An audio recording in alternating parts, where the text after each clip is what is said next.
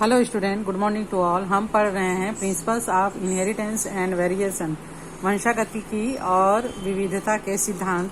इस क्रम में हम मेंडली विकार के बारे में पढ़ रहे हैं। मेंडली विकार जो है वो ऐसे विकार हैं जो एकल जीन्स के रूपांतरण या उत्परिवर्तन के कारण होते हैं। मतलब जीन्स में जो क्रोमोसोम्स में जो जीन्स होते हैं वो नॉर्मल ना होकर विकृत हो जाए, चाहे वो किसी भी कारण से, अनुवांशिकी के कारण से या उत्परिवर्तन के कारण, तो इस प्रकार के विकार होते हैं। इस क्रम में हमने हीमोफीलिया और वर्णांधता के बारे में पढ़ा था। आज हम पढ़ते हैं दात्र कोशिका अरक्तता या सिकल सेल एनीमिया क्या होता है। एनीमिया के बारे में आपने सुना ही होगा। और सिकल सेल एनीमिया जो एक खास प्रकार की बीमारी है, ये अलिंगी क्रोमोसोम्स लग्न अप्रभावी लक्षण है। मतलब जो ऑटोसोमल क्रोमोसोम्स होते हैं इसमें ये अप्रभावी रूप से होता है। हम जानते हैं कि प्रत्येक क्रोमोसोम जो है वो पेयर के रूप में होता है। दो जोड़ा हम लेते हैं उसको सिंबल के रूप में।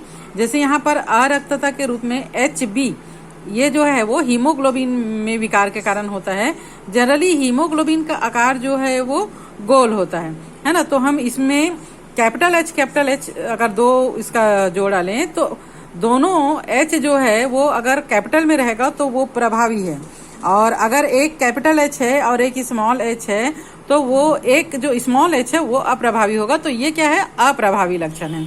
जोड़े में से जो क्रोमोसोम्स का जोड़ा है उसमें से अगर प्रभावी है लक्षण और उसके साथ अप्रभावी है तो इसका जो कैरेक्टर्स है सिकल सेल एनीमिया का वो नहीं दिखाई देगा। लेकिन अगर जब दोनों H जो है वो स्मॉल h हो जाएंगे तो दोनों अप्रभावी मिलकर फिर अपने कैरेक्टर को ये उजागर कर पाते हैं। तो ये अप्रभावी लक्षण है जो जनकों से संतति में तभी प्रवेश करता है जबकि दोनों जनक इस जीन के वाहक होते हैं। फीमेल और मेल दोनों ही पेरेंट्स में अगर इसका अप्रभावी लक्षण वाला स्मॉल h है तो संतति में ये आ सकता है, यानी ये विषम युग्मजी होंगे तब। ठीक है। इस रोग का नियंत्रण जो है एलील का, यानी जो जोड़ा है उसका एकल जोड़ा HBA और HB कैपिटल A और HB स्मॉल a के द्वारा दर्शाया जाता है। HB कैपिटल A प्रभावी होता है और HB स्मॉल a जो है वो अप्रभावी होता है। इस रोग का लक्षण फिनोटाइप 3 संभव जीनोटाइप में से केवल HB स्मॉल a यानी दोनों स्मॉल a रहेगा, अप्रभावी होगा वाले किसी संतति में यह है तो उस समयुग्मजी व्यक्ति में ही ये अपने प्रभाव को दिखा पाता है। अगर इसमें एक भी कैपिटल A है, HB कैपिटल A है, तो ये अपना प्रभाव को नहीं दिखाई देगा, मतलब दिखाएगा। यानी विषम युग्मजी HB कैपिटल A और HB स्मॉल a वाले व्यक्ति इस रोग से मुक्त होते हैं। ये अपना प्रभाव को नहीं दिखा पाते, लेकिन ये इस रोग के वाहक होते हैं क्योंकि इसमें HB स्मॉल a एक फैक्टर उसमें है। तो संतति में दोनों जनक से अगर HB स्मॉल a और HB स्मॉल a आया तो दोनों जो HB है वो स्मॉल a वाला हो गया, अप्रभावी गुण वाला हो गया, तभी ये लक्षण संतति में दिखाई देगा। उत्परिवर्तन जीन के संतति में पहुंचने की 50% संभावना, अर्थात दात्र कोशिका के लक्षण आने की 50% संभावना ही संतति में होती है। इस विकार के कारण हीमोग्लोबिन के अणु, हीमोग्लोबिन जो है वो 4 श्रृंखला से बना होता है, 2 अल्फा श्रृंखला और 2 बीटा श्रृंखला। तो जो बीटा श्रृंखला है उसके एक इसमें जो होते हैं एंजाइम्स जो होते हैं, अम्ल जो होते हैं, है ना। तो 6वें स्थान पर अमीनो अम्ल ग्लूटामिक अम्ल के जगह पर वैलिन आ जाता है। जैसे मान लीजिए ये अल्फा श्रृंखला 2 है, ये 2 अल्फा श्रृंखला है और 2 बीटा श्रृंखला है। ये अल्फा श्रृंखला जो है वो अमीनो अम्ल से मिलकर बना है, ये बना हुआ है। तो इसका पहले स्थान पर कौन सा अमीनो अम्ल होगा, दूसरे स्थान पर कौन सा अमीनो अम्ल होगा, तीसरे स्थान पर, ये निश्चित होता है। इस निश्चित क्रम से ही ये हीमोग्लोबिन की संरचना बनता है। तो अल्फा श्रृंखला नहीं, बीटा श्रृंखला में, दूसरे बीटा श्रृंखला में 6वें स्थान पर होना चाहिए ग्लूटामिक अम्ल, जबकि इसके स्थान पर क्या जाता है? वैलिन अमीनो अम्ल आ जाता है। तो इस एक जीन्स के परिवर्तन से दात्र कोशिका एनीमिया हो जाता है। हीमोग्लोबिन का आकार जो है वो लाल रक्त लाल रक्त कणिकाओं का आकार जो गोल होता है वो इस दात्र कोशिका एनीमिया के कारण इसका जो आकार है वो अर्धचंद्राकार इस प्रकार हो जाता है। तो अर्धचंद्राकार आकार होने से क्या होता है, हीमोग्लोबिन प्रॉपर ऑक्सीजन का वहन नहीं कर पाता। हमारे बॉडी में ऑक्सीजन की कमी हो जाती है और ऑक्सीजन की कमी होने से प्रॉपर भोजन का ऑक्सीकरण नहीं हो पाता है, जिससे हमारे बॉडी में रक्त की कमी होने लगती है। इससे एनीमिया रोग हो जाता है। तो हंसियाकार है ना, ये जो अर्धचंद्राकार है ये हंसियाकार है, इसलिए इसको दात्र कोशिका एनीमिया कहते हैं। ग्लोबिन प्रोटीन में अमीनो अम्ल का यह प्रतिस्थापन बीटा ग्लोबिन जीन के छठे कोडान में GAA, ये कोडान क्या होता है ये हम पढ़ेंगे। यहाँ पर ग्लूटामिक अम्ल क्या होना चाहिए, GAG होना चाहिए, वो हो जाता है GUG, है ना। GAA होना चाहिए, यहाँ पर क्या हो जाता है A हटकर U आ गया है। तो केवल एक जीन के प्रतिस्थापन से इस प्रकार का रोग हो गया। तो इस प्रकार का रोग को क्या बोलते हैं, मेंडली विकार। अभी समझ में आ गया होगा आप लोगों को मेंडली विकार यानी जीन का प्रतिस्थापन क्या होता है। तो इस रोग में निम्न ऑक्सीजन तनाव में उत्परिवर्तन हीमोग्लोबिन अणु में बहुलीकरण के कारण हो जाता है, जिसके कारण आरबीसी का आकार जो है वो हंसिया के आकार का या अर्धचंद्राकार हो जाता है, द्विअवतल बिंब से बदलकर दात्राकार का हो जाता है। इसलिए ये दात्र कोश का अरक्तता या सिकल सेल एनीमिया होता है। नेक्स्ट रोग है फिनाइल कीटोन्यूरिया। ये जन्मजात उपापचयी त्रुटि के कारण होता है। ये भी अलिंगी क्रोमोसोम्स के अप्रभावी लक्षण की भांति ही अपना वंशागति को प्रदर्शित करते हैं। इस रोग में व्यक्ति में फिनाइल एलेनिन अमीनो अम्ल को टायरोसिन अमीनो अम्ल में बदलने के लिए आवश्यक एक एंजाइम की कमी हो जाती है। जीन्स में जो क्रोमोसोम्स में जीन्स है वो इस एंजाइम को नहीं बना पाते हैं। इसके फलस्वरूप फिनाइल एलेनिन एकत्रित होते रहता है, बॉडी में एकत्रित होते रहता है और फिनाइल पायरुइक अम्ल और अन्य उसका जो व्युत्पन्न होता है डेरिवेटिव्स होता है उसमें ये बदल जाता है। और इसके एकत्र होने से व्यक्ति में मानसिक दुर्बलता आ जाती है, बहुत सारे विकार हो जाते हैं, खास करके मानसिक विकृति है ना, शारीरिक थकान इत्यादि आते हैं। तो हमको पता है कि ये जो है वो यूरिन में पाया जाता है। तो यूरिन कौन बनाता है, किडनी बनाता है, हमारा वृक्क बनाता है। तो इसका जो वृक्क के द्वारा ये कम अवशोषित हो जाता है, जिसके कारण ये यूरिन के साथ उत्सर्जित होते रहता है। नॉर्मल व्यक्ति में फिनाइल एलेनिल अम्ल जो है वो टायरोसिन अमीनो अम्ल में बदलते रहता है एंजाइम के वजह से, जिसके कारण ये हमारे बॉडी में एकत्रित नहीं हो पाता है। नेक्स्ट डिसऑर्डर है थैलेसीमिया। यहाँ पर ये इसका दिया हुआ है आपका सामान्य जीन्स में जो रेड ब्लड सेल्स हैं हीमोग्लोबिन के होने के कारण, और ये जो है वो दात्र कोशिका के कारण है ना। यहाँ पर उसका पेप्टाइड श्रृंखला दिया हुआ है 6th स्थान पे GAA होना चाहिए, जिसके जो है GUG में बदल जाता है, वैलिन अम्ल में बदल जाता है, जिसके कारण ये रोग सिकल सेल एनीमिया का होता है।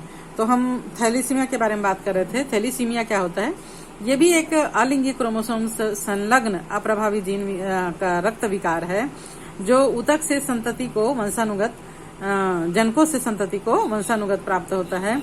अगर जनक युगल के दोनों सदस्य अप्रभावी जीन के वाहक अथवा विषम युग्मजी होने के कारण अप्रभावित होते हैं, तो ये विकार या तो उत्परिवर्तन या फिर विलोपन के कारण, जैसे जीन्स में हमने देखे कि चेंजेस आ जाते हैं, जिसके कारण ये होता है।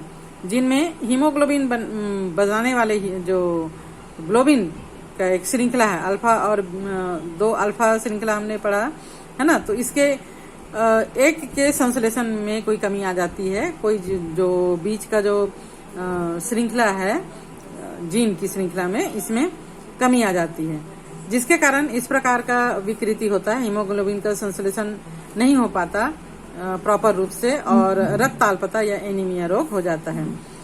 थैलेसीमिया रोग का वर्गीकरण इस आधार पर भी किया जाता है कि हीमोग्लोबिन की अणु कौन सी श्रृंखला, अल्फा श्रृंखला वाला या अल्फा का जो 2 श्रृंखला है उसमें फर्स्ट श्रृंखला ये सेकंड श्रृंखला ग्लोबिन श्रृंखला का उत्पादन प्रभावित होता है। जबकि यहाँ पर अल्फा जो है, अल्फा का एक जो श्रृंखला है थैलेसीमिया में अल्फा सेकंड ग्लोबिन श्रृंखला प्रभावित होती है। और अल्फा का फर्स्ट श्रृंखला थैलेसीमिया रोग का नियंत्रण प्रत्येक जनक के क्रोमोसोम्स के 16वें स्थान पर संलग्न जो जीन है HBA फर्स्ट और HBA2 के द्वारा नियंत्रित होता है। और ये 4 विकल्पी एलील में से किसी एक अथवा अधिक जीन के उत्परिवर्तन या विलोपन हट जाने के कारण ये अभिलक्षित होता है। जितने अधिक जीन प्रभावित होंगे उतनी ही कम मात्रा में अलग हीमोग्लोबिन संश्लेषित होगा। और अल्फा ए का जो फर्स्ट श्रृंखला है ये थैलेसीमिया प्रत्येक जनक के क्रोमोसोम्स के सेकंड स्थित एकल जीन्स के द्वारा नियंत्रित होता है। ये रोग एक या दोनों जनक के उत्परिवर्तन के कारण होता है। तो ये विकार जो है वो दात्र कोशिका विकार यानी सिकल सेल एनीमिया रोग से इस रूप में भिन्न है कि पहले वाला रोग एक परिमाणात्मक समस्या है, परिमाण में चेंजेस होने के कारण होता है, जिसमें ग्लोबिन अणु अत्यल्प मात्रा में संश्लेषित होते हैं। जबकि दूसरा विकृति ग्लोबिन संश्लेषण की गुणात्मक श्रृंखला है, उसके गुण जो है वो चेंज हो जाते हैं, इसके कारण ये रोग हो जाता है। और नेक्स्ट जो बचा है क्रोमोसोमी विकार, इसको हम पढ़ लेते हैं, है ना। क्रोमोसोमी विकार क्या है? एक या अधिक क्रोमोसोम की अनुपस्थिति। जैसे मनुष्य में कितना होता है? 46 क्रोमोसोम्स होता है। अब अगर 46 की जगह 47 हो गया या 45 हुआ, है ना, अधिकता हो गई या असामान्य विन्यास हो गया, तो क्रोमोसोम्स के आकृति में या संख्या में विकार के कारण जो विकृति होती है उसे क्रोमोसोमी विकार कहते हैं। कोशिका विभाजन के समय क्रोमेटिड का जो विसंयोजन होता है, इसकी अनुपस्थिति के कारण एक क्रोमोसोम्स की अधिकता या हानि हो सकती है। इसे सुगुणिता या न्यूप्लोइडी कहते हैं। न्यूप्लोइडी, है ना, मतलब अधिकता या कमी हो जाना। जैसे 21वें गुणसूत्र की एक प्रति की अधिकता में डाउन सिंड्रोम हो जाता है। 21वें गुणसूत्र का 2 जोड़ा होना चाहिए, लेकिन वो कितना हो जाएगा? 3 हो जाएगा, 2 की जगह 3 हो जाएगा। तो इस प्रकार डाउन सिंड्रोम हो जाता है। इसी प्रकार एक एक्स गुणसूत्र की हानि से नारियों में, मतलब फीमेल्स में टर्नर सिंड्रोम हो जाता है। कोशिका द्रव्य विभाजन न हो सकने के कारण क्रोमोसोम्स का एक पूरा समुच्चय अधिक हो जाता है, मतलब एक पूरा सेट अधिक हो जाता है, तब इसको बहुगुणिता कहते हैं, तब इसको पॉलीप्लाइडी कहते हैं। सॉरी, यहाँ पर 21वें गुणसूत्र में 2 होना चाहिए, उसमें एक कमी हो गया, तो कितना हो जाएगा? 46 में 45 हो जाएगा, तब वो हो जाएगा डाउन सिंड्रोम। और अगर एक अधिक हो गया तो क्या कहलाएगा? जैसे पॉलीप्लाइडी कहलाएगा। यह अवस्था प्रायः पौधों में पाया जाता है। मानव में क्रोमोसोम्स की कुल संख्या 46 यानी 23 जोड़े होते हैं। इनमें 22 जोड़े जो हैं वो ऑटोसोमल क्रोमोसोम्स होते हैं, जो बॉडी के पार्ट का निर्माण करते हैं। और एक जोड़ा जो है वो सेक्स क्रोमोसोम्स होता है, जो बेबी के सेक्स डिटर्मिनेशन के लिए होता है। तो कभी कभी क्या होता है कि व्यक्ति में क्रोमोसोम्स का एक अतिरिक्त जोड़ा शामिल हो जाता है।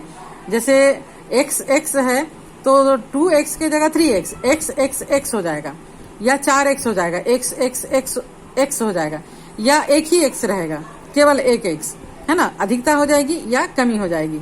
तो इस स्थिति को क्रमशः क्रोमोसोम्स की द्विअधिसूत्री यानी टेट्रासोमी या द्विसूत्री यानी नवसोमी कहा जाता है, या अधिकता या कमी। ऐसी स्थिति के प्रभाव से व्यक्ति में गंभीर रोग हो जाता है। और क्रोमोसोम्स विकार का एक उदाहरण डाउन सिंड्रोम, टर्नर सिंड्रोम और क्लाइनफेल्टर सिंड्रोम। डाउन सिंड्रोम क्या होता है? इस आनुवांशिक विकार के कारण 21वां क्रोमोसोम्स में एक अतिरिक्त प्रति का आ जाना।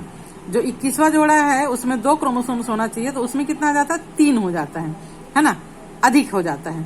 तो इस विकार की खोज सबसे पहले लैंगडम डाउन ने 1866 में किया था। रोगी व्यक्ति का आकार छोटा रहता है, यानी कद छोटा हो जाता है, और जो सर है वो गोल और छोटा होता है, जीभ में खांच पड़ जाती है, मुंह जो है वो हमेशा खुला रहता है और चौड़ी हथेली होता है ना। तो इस प्रकार शारीरिक मनः प्रेरक यानी साइकोमोटर और मानसिक विकास जो है वो पूरी तरह नहीं हो पाता है। सेकंड है क्लाइनफेल्टर सिंड्रोम। ये अनुवांशिक विकार का कारण एक्स क्रोमोसोम्स का एक अतिरिक्त प्रतिलिपि का आ जाना है, जिसके कारण केंद्रक में 46 के जगह 47 क्रोमोसोम्स हो जाता है, XXY हो जाता है। ये मेल में होता है, यानी मेल में X और Y होना चाहिए, पर यहाँ पर X क्या हो गया, डबल हो गया, XXY हो गया। तो कॉमन सी बात है कि X की संख्या ज्यादा है तो पुरुष में स्त्रियों जैसे लक्षण दिखाई देने लगेगा, है ना। और इसमें गायनिकोमेस्टिक अर्थात स्त्रीवत पुरुष वक्ष का वर्धन हो जाता है। ऐसे व्यक्ति जो है वो स्टेराइल प्रकार के होते हैं, बांझ प्रकार के होते हैं। टर्नर सिंड्रोम, इस विकार का कारण एक्स क्रोमोसोम्स का अभाव, अर्थात 46 में 46 क्रोमोसोम होना चाहिए, जिसमें आखिरी वाला क्रोमोसोम XX होना चाहिए, तो उसमें 2 X न होकर एक ही X रहेगा। तो एक X की कमी से स्त्रियों में उसकी कमी के कारण जो कैरेक्टर सेक्स डिटर्मिनेशन के लिए होता है वो कम हो जाता है।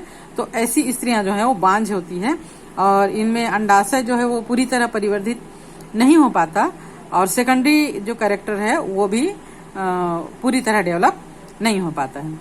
तो इस प्रकार हमने principles of inheritance and variation के सिद्धांत को पढ़ा और आज ये चैप्टर समाप्त होता है।